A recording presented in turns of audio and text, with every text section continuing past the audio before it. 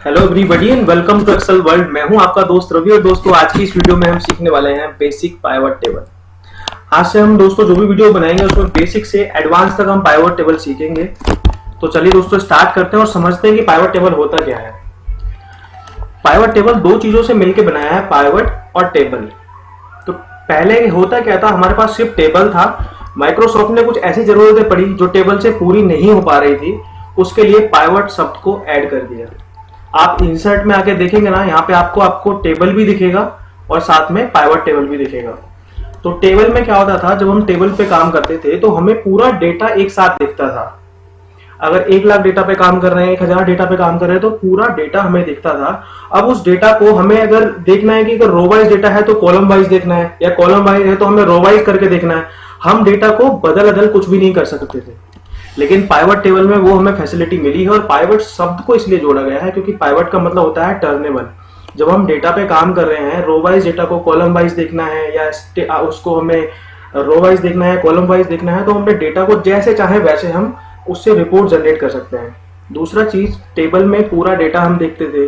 Pivot table क्या करता है, उस डेटा का, मान लीजिए आप 1,00,000 डेटा पे काम कर रहे हैं और आपके पास 20 एम्प्लॉय है, तो 20 एम्प्लॉय का 20 रो में डेटा दिखा देगा। एक छोटा सा संक्षिप्त रूप हमें उस 1,00,000 डेटा का 5 लाइन 10 लाइन की रिपोर्ट में पाइवट टेबल हमें जनरेट करके दे देगा, जो कि हम बहुत सारे फॉर्मूले यूज करके, बहुत सारा अलग अलग फंक्शन यूज करके जो हम रिपोर्ट बनाते थे, वो पाइवट टेबल सेकंडों में डेटा हमें, वो रिपोर्ट हमें जनरेट करके दे देता है। तो चलिए दोस्तों बिना किसी देरी के हम स्टार्ट करते हैं और अपने डेटा पे देखते हैं पाइवट टेबल को इंसर्ट करके कैसे पाइवट टेबल इंसर्ट करते हैं। पाइवट टेबल इंसर्ट करने के हमारे पास दो तरीके हैं। पहला है हम इंसर्ट में जाएंगे, पाइवट टेबल पे क्लिक करेंगे और पाइवट टेबल को इंसर्ट कर लेंगे। दूसरा है हम शॉर्टकट कमांड के थ्रू करेंगे, जिसका शॉर्टकट कमांड है Alt+V।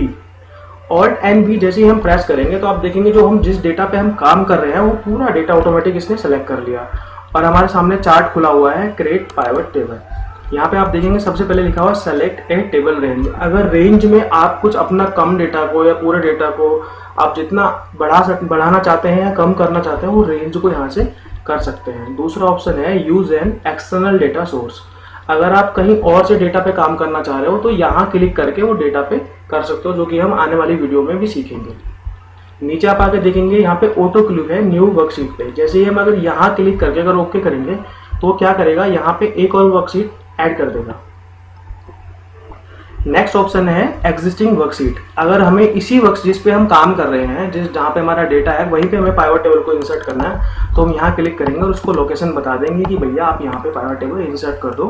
ओके करेंगे, पाइवट टेबल हमारा इंसर्ट हो जाएगा। तो अभी हम क्या करने वाले हैं, न्यू वर्कशीट पे हम काम करेंगे। न्यू वर्कशीट पे क्लिक करके ओके करेंगे, पाइवट टेबल हमारा इंसर्ट हो गया। अब सबसे पहले हम समझेंगे कि ये जो फील्ड्स यहाँ पे दिए हुए हैं इनका क्या काम है, इनको हम कैसे यूज करेंगे। तो आप सबसे जो पहला फील्ड है वो है हमारा पाइवट टेबल फील्ड्स। जहाँ पे क्या होगा, आपको सारे जो डेटा है आपका उसके सारे हेडर्स दिखेंगे। हेडर्स के अलावा आपको डेटा यहाँ पे नहीं दिखाई देगा, सिर्फ आपको हेडर्स को मूव करना है आपके रिक्वायरमेंट के हिसाब से कि आप रिपोर्ट कैसे जनरेट करना चाह रहे हैं। तो सबसे पहले आप देखेंगे इन्हीं सब 4 कॉलम का ही कमाल है जो आपको रिपोर्ट एक जनरेट करके देंगे, एक समराइजेशन डेटा का आपको देंगे। तो सबसे पहला है फिल्टर्स। फिल्टर्स क्या करेगा, डेटा को फिल्टर करेगा। कैसे फिल्टर करेगा, जो डेटा पे आप काम कर रहे हैं, मान लीजिए आपका 4 रीजन आपने डिवाइड किए हुए हैं अपनी कंपनी में, जो डेटा है उसमें 4 रीजन का डेटा है। आप चाहते हैं कि सिर्फ 2 रीजन के डेटा की आप रिपोर्ट बनाएं, या सपोज 20 एम्प्लॉय हैं, आप चाहते हैं कि 10 एम्प्लॉय का डेटा देखना है, 5 एम्प्लॉय का डेटा देखना है, 2 एम्प्लॉय का डेटा देखना है, तो आप डेटा को उस हिसाब से फिल्टर कर सकते हो। सेकंडों में 2 एम्प्लॉय का डेटा, 5 एम्प्लॉय का डेटा, या स्टेट वाइज आपको देखना है कि किस स्टेट का डेटा बनाना है, तो हम स्टेट वाले कॉलम को यहाँ पे डाल देंगे और स्टेट को फिल्टर कर लेंगे जिस स्टेट की हमें रिपोर्ट बनानी है। दूसरा है कॉलम्स। कॉलम्स में क्या करेंगे, अगर हम अपने डेटा को ऐसे देखना है, डेटा बनाना है हमें रो वाइज, तो हम अपने जो हमारा हेडर है, हेडर फील्ड को हम कॉलम में ड्रैग डाउन करेंगे। नेक्स्ट वन है रोज। रोज में क्या करेंगे, अगर हमें डेटा अपना इस तरह दिखाना है कॉलम वाइज, हम चाहते हैं कि ई कॉलम में हमारा डेटा है या ए कॉलम में हमारा डेटा हमें इस तरह से दिखाई दे, एम्प्लॉय के नेम, तो हम अपने डेटा को जो हेडर फील्ड है उसको ड्रैग करेंगे रोज में। अब हमें अपने डेटा में कुछ कैलकुलेशंस करनी है, हमें उसका टोटल देखना है, काउंट देखना है, तो हम वैल्यूज में उसको ड्रैग डाउन करेंगे। तो अभी हम करके देखते हैं। सबसे पहले है हमारा स्टोर।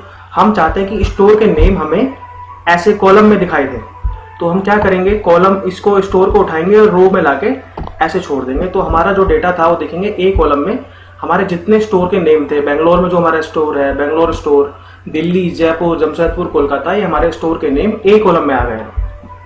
अब हम चाहते हैं कि हमारे जो सेल्स पर्सन थे, सेल्स पर्सन हमें अब यहाँ पे दिखाई दे कि किसने क्या काम किया था, हम देखना चाहते हैं। तो हम सेल्स पर्सन को उठा के क्या करेंगे, कॉलम में लाएंगे और यहाँ पे ड्रैग डाउन ऐसे कर देंगे। तो जो भी हमारे जितने सेल्स पर्सन थे सब हमें उनके नेम यहाँ पे शो कर रहे हैं। अब हम चाहते हैं कि देखें कि उन्होंने क्या काम किया है, किसने कितनी सेल की है, उसको देखना चाहते हैं। तो हम यहाँ पे लाएंगे और इसको ऐसे ड्रैग डाउन कर देंगे। देखेंगे यहाँ पे सम ऑफ एक्चुअल प्राइस, जो हमारा एक्चुअल प्राइस वाला कॉलम था उसका टोटल आ रहा है। कैसे आ रहा है कि बेंगलोर स्टोर में कपिल ने कितना सेल किया था। तो उन्होंने ये, अगर अमाउंट आप देख लेंगे कि ये क्वांटिटी ही लिखी हुई है, आपने अमाउंट लिखा तो 240 रुपये की सेल हुई है, यहाँ पे 465 रुपये की सेल हुई है, 620 रुपये की नरेंद्र पाठक जी ने की है, और टोटल वो हमें ग्रांड टोटल साथ में भी दिखा रहा है। अब हम देखेंगे कि फिल्टर वाले कॉलम का क्या यूज है। अब हम चाहते हैं देखें कि प्रोडक्ट वाइज किस स्टोर से किस एम्प्लॉय ने कितनी सेल की है। तो हम प्रोडक्ट वाले कॉलम को, अपना जो हेडर है हमारा, उसको कहाँ लाएंगे, फिल्टर में लाएंगे। तो अब आप यहाँ पे देखेंगे ना, प्रोडक्ट भी यहाँ पे ऐड हो गया। अब यहाँ पे क्लिक करके हम फिल्टर कर सकते हैं। यहाँ पे आप जाएंगे, सेलेक्ट मल्टीपल आइटम पे क्लिक करेंगे और अब हमें देखना है कि एयर कंडीशनर का कितना सेल हुआ है, भाई किस स्टोर से किस सेल्स एम्प्लॉय ने कितना सेल किया है। तो मात्र 4 ऐसे हमारे स्टोर हैं जहां से एयर कंडीशनर का सेल हुआ है। तो दिल्ली ने किया है, जिसमें सुमित कुमार ने सेल की है, कोलकाता में नरेंद्र पाठक जी ने की है, और ये डेटा हमारा सबका हमें सेकंडों में मिलेगा। अब हमें देखना है कि सीलिंग फैन का कितना सेल हुआ है। सीलिंग फैन पे क्लिक करेंगे तो हमें सीलिंग फैन का सेल दिखेगा। हम किसी 2-3 प्रोडक्ट का सेल देखना चाहते हैं, डिश वॉशर का भी देखना है, माइक्रोवेव का भी देखना है, तो हम ऐसे चेक करेंगे और ये सेकंडों में रिपोर्ट पाइवट टेबल हमें बना के देगा। तो है ना दोस्तों गजब। दोस्तों मिलते हैं अगली वीडियो में कुछ एडवांस के साथ। Thank you for watching, happy learning.